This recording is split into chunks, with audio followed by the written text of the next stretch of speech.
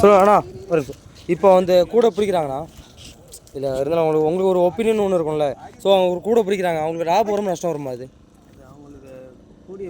இப்போ டீசல் போட்டு போவாங்க அந்த போட்டுக்கு, ஒரு 4 பேர் வேலை செய்யணும், 4 வரைக்கும் ஒரு 1000 1500 வந்தால் அவ்வளோ லாபம் அவங்களுக்கு வரும். அது இப்போ டீசலு இன்ஜின் செலவு அவ்வளோ இருக்கும். ஸோ அவங்களுக்கு லாபம் வரும் நட்டம் வருமா? அது இப்போ ஒரு 50 கூட ஒரு 70 கூட வந்துச்சுன்னா, இப்போ அதோட கம்மியாக வந்துச்சுன்னா அவங்க நஷ்டம் தானே வரும். அப்போ அந்த டைமில் அவங்க என்ன பண்ணுவாங்க?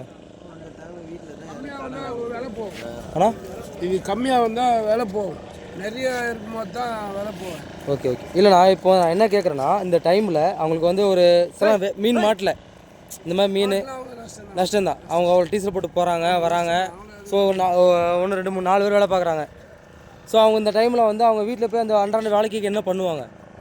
அது கடல் தொழில் இதே தான், வச்சா தான் சாப்பிட முடியும். இப்போ லாபம் வரும் நஷ்டம் ஒரு நாள் வரும், அப்படி தானுங்க கடல் தொழில் அப்படி தான்.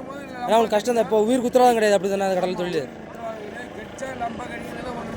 Okay okay okay.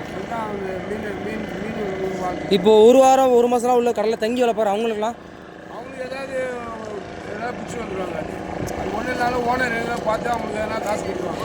இல்லைங்கண்ணா, இப்போ ஓனர் காசு கொடுத்தா ஓனருக்கு நட்டம் தானே வரும். ஓனர் லாபம் வரும்போது நிறைய லாபம் வரும். அதுக்கேற்ற மாரி அடுத்தது போயிட்டு வரும்போது லாபம் வரும்போது அந்த காசு பிடிச்சிக்குவாங்க. ஓகே அந்த மாரி இது பண்ணுவோம். சரி, தேங்க்யூ.